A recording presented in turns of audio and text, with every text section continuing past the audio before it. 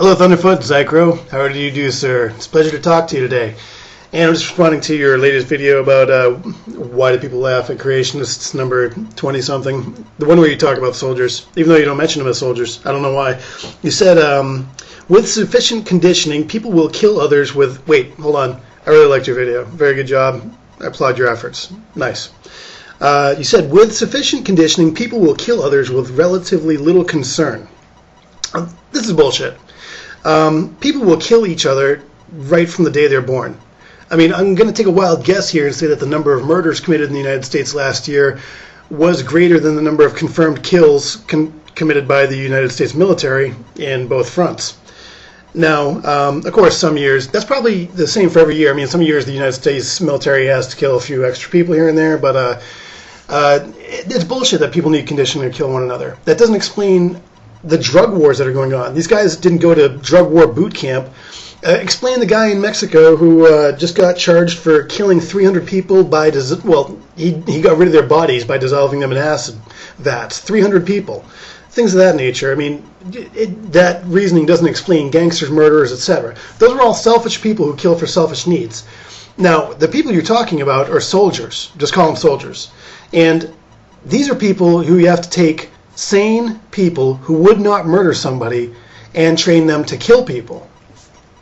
Now, you fail to make the distinction between killing and murder, and there is a distinction. I won't go into that right now, but you obviously can't have an army of murderers because that type of situation just doesn't work. If you've got a bunch of lawless people, they can't obey orders, they can't maintain discipline, they eat all the food and then turn on each other.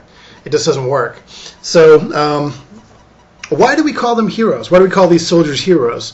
That's a good question. We don't call them heroes, as you say, because they're trained to kill people. We don't call them heroes because they kill people. We call soldiers heroes because they are willing to risk their lives for others. Now, I'm going to take a wild guess and say you're from England, and I'm sure you're going to agree with me when I say that the RAF guys who got up there, and by the way, you and I are old men compared to these boys. They're around 20, the average age, who got up in Spitfires and Hurricanes and fought the Luftwaffe.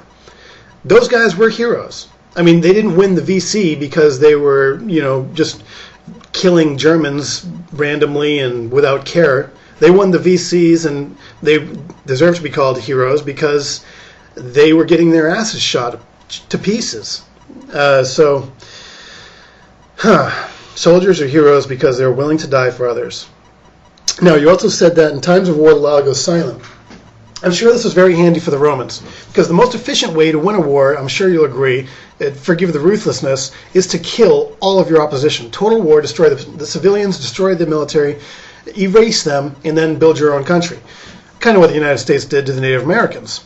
However, we do attempt to live in a civilized society these days, and though war still happens, we can try to apply rules that limit the suffering caused by war.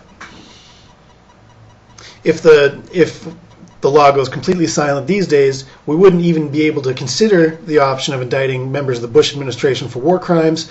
Abu Ghraib would have gone completely unnoticed. We wouldn't have been able to shut down Guantanamo, and we'd be torturing every guy who gave us a bad look instead of ceasing torture.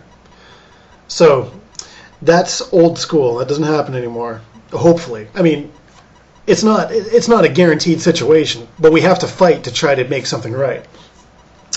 What else did you say?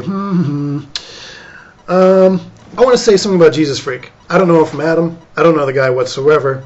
I didn't even watch his videos. I just know of his existence because I'm in the community here between atheists and Christians, etc. When you talked about moral absolutists and you said that, and you pictured him, and you said he doesn't know what suffering is, you're not psychic. I'm not psychic. I don't know what's in your head. You don't know what's in my head, and we don't know what's in Jesus Freak's head. Suffering is all in La Cabeza. Okay? So, you don't know what that guy's gone through. That's unfair to say that. Now, let's see, what else?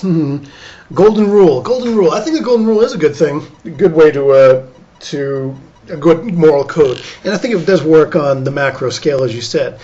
Well, why? Why? Well, Thunderfoot, I think that if I tried to impose my will on you, I would like you to punch me in the fucking nose. Okay? If I tried to do something to you against your will. I would like you to punch me in the nose to let me know What an idiot I'm being.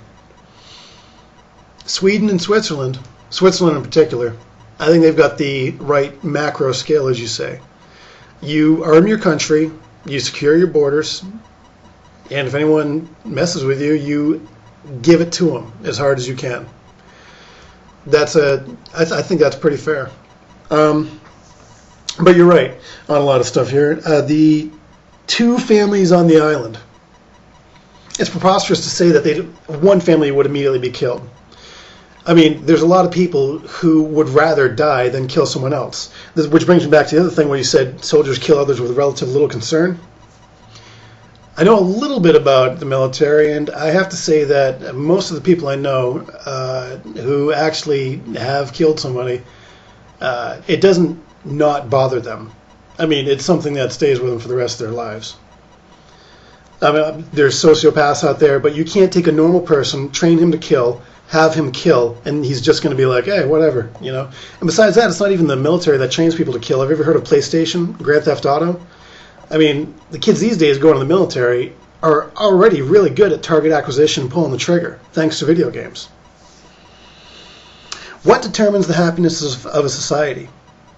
Well, I'm going to go away and take a nap, and you come back and with a video that determines the happiness of an individual, and then I'll listen to your explanation of what determines the happiness of a society. You notice that in the U.S. we say we've got the right to the pursuit of happiness, because happiness is not a goal. There is no happiness land we can get to and then we're all happy and we never do anything again because we're all happy. For example, I feel that my greatest happiness and joy comes in knowing the Lord and worshiping God. I'm pretty positive that you as an atheist, your greatest happiness and joy comes from something else. So there's no way that I or you or anybody else is going to be able to dictate what makes an individual happy and forget about dictating the happiness of a society. The thing that we have to do is we have to ensure that everyone is able to pursue their happiness, that everyone is treated equally, that we all have liberty. And within that framework, we can all go after happiness, but happiness is no guarantee. It never has been, it never will be. As far as the quality of life, the standard of living, well, that's measurable, but it's only measurable relative from one person's situation to another. However, I do think we're on an upward swing. Right now, I, as an average American, I live the lifestyle afforded by 200 slaves to a Roman citizen in the year zero. So right now, the energy that I expend, the luxuries that I indulge in, and the enjoyment that I have, the entertainment that I get, is equal to the output of 200 slaves serving me in the year zero. I think that's pretty good. But I'm confident that 100 years from now, people are going to look back, 100 years from now, if we're still here, people are going to look back and they're going to say that we live in squalor and ignorance and, you know, it's terrible because we didn't have whatever things we'll have 100 years from now. Anyway, other than that, nice video. I look forward to the rest of your videos, and peace from New Hampshire.